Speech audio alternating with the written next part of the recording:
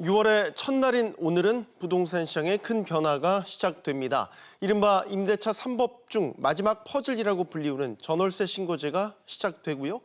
집을 팔 때 차익에 부과되는 양도소득세 세율은 최고 75%까지 오르고 종합부동산세, 종부세라고 하죠. 종부세 기본세율도 올라갑니다. 제도가 바뀌고 세금 올라가니 시장은 들썩거리는 게 당연하죠. 그런데 아직 다 정리된 것도 아닙니다. 더불어민주당 부동산 특위는 종부세 부과 방식과 기준을 놓고 결론을 내지 못하고 있습니다. 이런 가운데 잠잠하나 싶던 집값은 다시 오르고 있습니다. 자, 오늘 창조도시경제연구소 이재문 소장 자리하셨습니다. 부동산 시장 전반에 관한 이야기 같이 나눠보도록 하겠습니다. 안녕하십니까? 네, 안녕하십니까? 6월의 첫날 뜨거운 감자 역시 세금과 관련된 부분입니다. 자, 먼저 양도소득세부터 짚어볼까요? 네. 양도소득세 최고세율 물론 뭐 일정 조건이 붙긴 하지만 75%까지 올라가게 됩니다. 시장은 시끄럽습니다. 어떻게 봐야 되겠습니까? 물론 이제 가장 논란이 되고 있는 것이 과연 이 양도소득세를 75%까지 부과를 해야 되느냐. 이거에 이제 주민세 10%를 감안하게 되면 최대 82.5%까지 부과가 되기 때문에 너무 과하지 않냐라고 네. 이제 얘기들이 하는데 이제 이 양도세 중과세율은 이제 다주택자인 경우에 이제 적용되는 부분이죠. 일단 1가구 1주택자인 경우에는 뭐 이렇게 양도세가 중과되거나 이제 이런 거는 거의 뭐 없다라고 보시면 될 것 같고요. 근데 이제 단지 1년 이내 주택을 구입한 지 1년 이내에 팔거나 아니면 2년 이내에 팔 경우에는 이제 양도세가 이제 중과가 되고, 그다음에 이제 분양권에 대해서도 이제 양도세가 이제 70% 1년 이내인 경우에, 2년 이내에 팔 경우에는 이제 60%가 이제 부과되기 때문에 피부적으로 느끼는 어떤 양도세에 대한 어떤 부담은 이제 상당히 커졌습니다. 네. 말씀하신 대로 뭐 1년 미만 단기 투자자라든지 다주택자라든지 조건이 붙기는 하지만 7, 80%를 세금으로 가져간다고 하면 그 정서적으로 느끼는 게 이거 너무 징벌적인 거 아니야라는 느낌을 지울 수가 없을 것 같아요.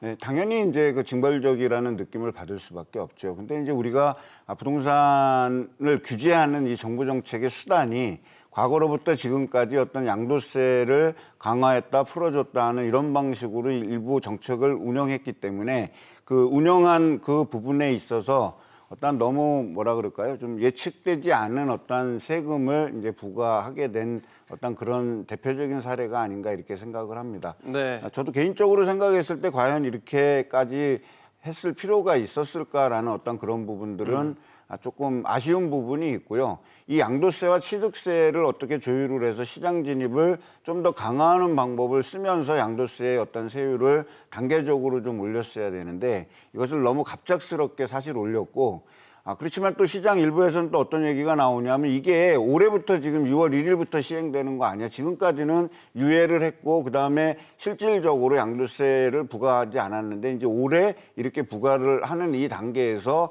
이제 또 민주당에서 얘기하는 세제 완화 논란이라든지 이런 거에 이제 맞물려 있다 보니까 확실하게 뜨거운 감자가 된 것 같습니다. 네. 말씀하신 대로 유예가 됐죠. 사전 네. 예고가 됐었죠. 네. 자, 소득세법 개정안이 국회를 통과하면서 예고가 된 부분인데 정부의 이 예고 목적을 보자면 그 전에 다주택자들은 매물을 이 높은 세 부담 때문에 내놓을 것이다. 시장에 매물이 나오게 되고 그렇게 되면 거래가 이루어지면서 뭐 집값이 안정될 것이다라는 어떤 그런 흐름을 미리 예측을 해서 어떻게 보면 미리 예고한 것인데 네. 결과적으로 보면요. 증여는 늘었지만 시장에서 그렇게 거래가 많이 체결됐냐 의아해하시는 분들이 많은 것 같습니다. 그러면 정부 예측이 엇나간 것 아닙니까? 물론 이제 정부가 정책을 발표하면서 모든 거를 예측 가능 범위 내에서 두고 이것은 이렇게 될 거다라고 단언을 내리기는 사실 쉽지 않습니다. 왜냐하면 네. 그만큼 정책 변수가 이제 많다라는 거죠. 지금 이제 말씀하신 어떤 증여가 최근에 이제 많이 이루어졌습니다. 그러니까 부동산 가격이 상승하면서 이제 증여가 이루어졌는데 아마 증여가 이렇게 최근에 늘어나게 된 요인 중에 이제 대표적인 걸 꼽자 그러면 한 2가지 정도 꼽을 수 있겠는데요. 하나가 이제 어떤 세테크적인 측면이 있습니다. 네. 그러니까 세테크적인 측면이 있기 때문에 지금 이제 대표적으로 이제 우리가 예시를 들 수 있다라는 건 종합부동산세를 예시를 들 수 있는데요.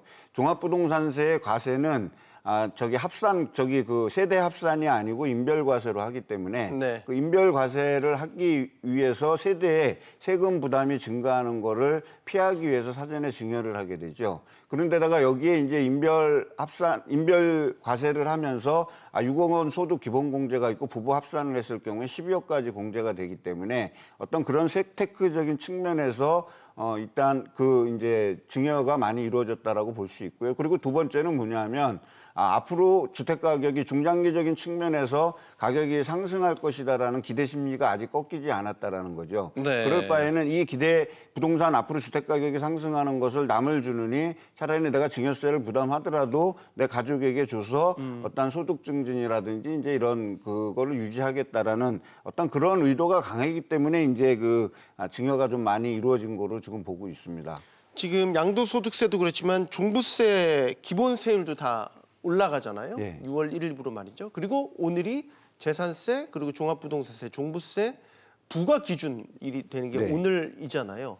근데 지금 민주당 부동산 특위 내에서 종부세 부과 기준 상향을 하거나 혹은 다른 방식 뭐 2% 이내에만 부과 대상을 정한다든지 이런 식으로 이제 지금 변경 논의를 하고 있단 말이죠. 네.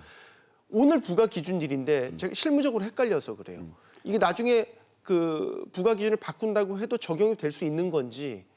이제 일단 뭐 일부에서는 소급 논란도 있습니다. 네. 소급 논란도 있는데 사실 우리나라 헌법재판소하고 대법원의 일관된 견해는 그 과세 기준이라고 납부일 사이에 어떤 세제가 변경되는 것이 국민에게 유리하다. 네. 그러니까 지금 이제 재산세 같은 경우는 세금을 0.05% 감액하고 이제 이런 부분들이 포함되어 있는 거 아니겠습니까? 네. 그럴 경우에는 소급입법이라 하더라도 그거는 적용할 수 있다라는 어떤 견해가 있기 때문에 일단 그 국민에게 유리하게 변경됐을 때에는 부과일과 이제 기준일이 설령 좀 다르더라도 어떠한 그것이 허용되는 범위 내에 있지 않나 이렇게 생각을 합니다. 물론 이것이 논란이 적절한가에 대해서는 뭐 다소 이견들이 있을 수는 있습니다. 지금 대체적으로 이제 예를 들어 종부세를 예로 들면은 부과 기준을 놓고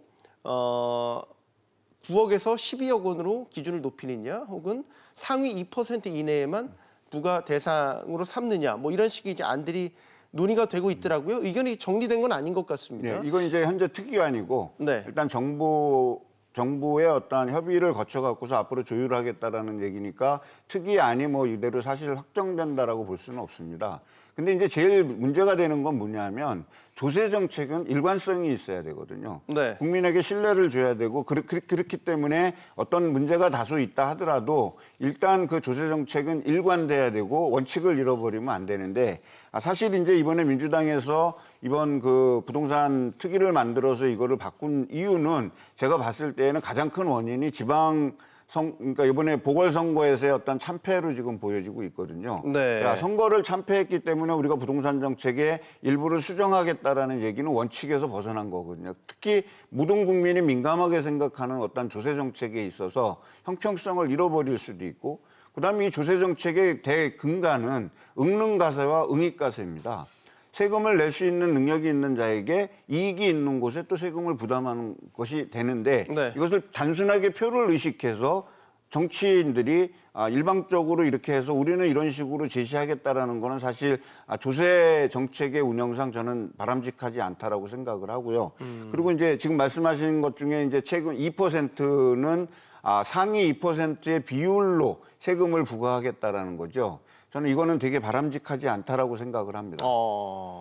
어떤 이유에서죠? 문제는 이 비율을 모든 사람은 내가 얼만큼의 세금을 내고 내가 종합부동산세의 과세 대상이 되고 있음을 인지해야 됩니다. 네. 근데 이거는 공시지가가 발표돼서 새로운 지가에 의해 변동에 의해서 가격이 확정될 때까지는 내가 부과 대상이 되는지 안 되는지를 모를 수 있다라는 그렇죠. 거죠. 예측 가능하지 않군요. 그렇죠. 그것이 6월 1일 기준으로 해서 이제 부과가 됐을 때 내가 비록 대상자가 되기 때문에 어떻게 보면 조세 행정을 가장 원칙을 저는 위배하는 것이 비율제로 한다라고 생각합니다. 자, 종합부동산세 대상이 조금 많이 늘어난 이유가 우리 부동산이 상승해서 올라갔는데 이것이 우리나라 건전한 경제 원칙상 시간이 지나면서 자산 가격이 상승해서 종합부동산세가 올라간 상황이라면 세금을 내야 되는 납세 대상자가 많아지는 거는 당연한 거 아니겠습니까? 네. 근데 이거를 상위 2%로 묶어버려 갖고 그 사람들만 종합부동산세를 낼 거야라고 얘기했을 때에는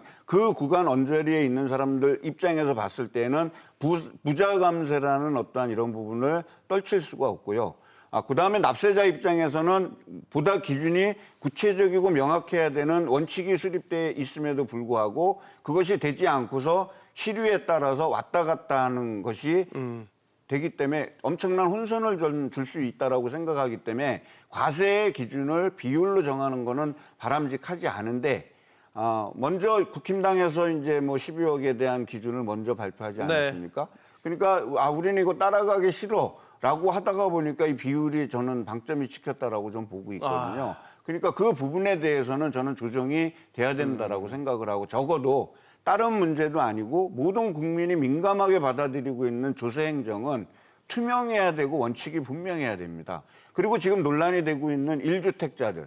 이 1주택자들이 부당하게 세금을 낼 수도 있지 않습니까? 우리가 얘기하듯이 강남 사는 게 무슨 죄냐. 그렇게 될 수도 있죠. 네. 또 내가 원치 않는 방법에 집값이 올랐고 나는 거기에 따라서 거기 어떤 입지적인 어떤 수혜를 받은 것뿐인데 내가 실질적으로 나는 소득도 줄어들고 직업도 별로 없고 그리고 내가 이제 고령자가 돼 가는데 네. 이런 부분에 대해서 사람들이 많이 좀 분통을 터뜨리고 억울해한다라면 그 부분만 꼭 집어서 저는 좀 더 구체적이고 투명적인 어떤 세제 감면이라든지 이런 것들로 해줘야 되고 현재 세제가 좀 다소 무리수가 있다라고 생각하면 과세 이연이나 아니면 이런 제도를 통해서 이 제도를 보완하는 방식으로 가야지 무슨 이거 뭐 급조해 갖고서 뭐 만들듯이 이렇게 한다라는 거는 제게 되게 부당하다라고 생각을 합니다. 그 매입 임대주택 사업자 제도 사실상 폐지됐으니까 예. 그 부분도 사실 지금 민주당의 패착으로 여겨지는 게 이전에는 장려했다가 이제 와서 네.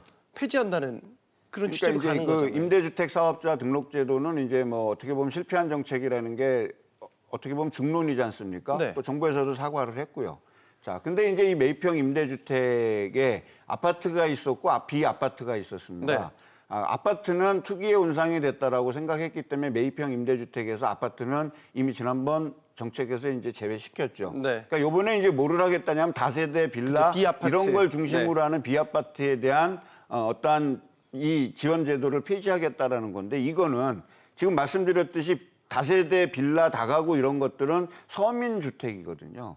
서민 주거 불안정성이 생길 수 있습니다. 그러니까 임대주택, 공공 임대주택이 충분히 공급되지 않은 상태에서 매입형 임대주택 중에 다세대 다가구 단독주택 이런 것들을 섣불리 건드리게 됐을 때에는 서민들의 주거 불안정성이 되게 높아질 수 있기 때문에 이거는 계약이라고 봐야죠.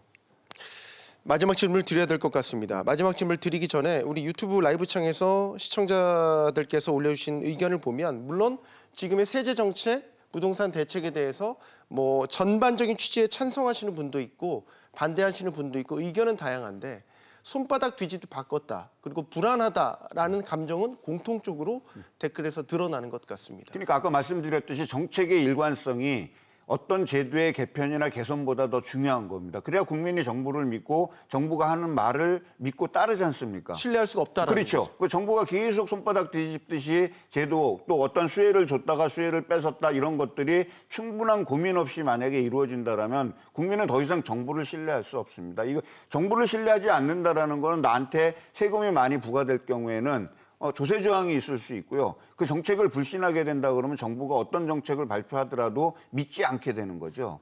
그렇게 된다 그랬을 땐 정부는 정책 목적을 달성하지 못하고 국민은 더 혼란에 빠질 수밖에 없기 때문에 지금 이제 정책 변경의 선회라든지 지금 이 세제 완화라든지 이런 부분은 되게 신중해야 됨에도 불구하고 되게 가볍게 움직이는 그런 부분들이 좀 있어서 좀 안타깝습니다. 네.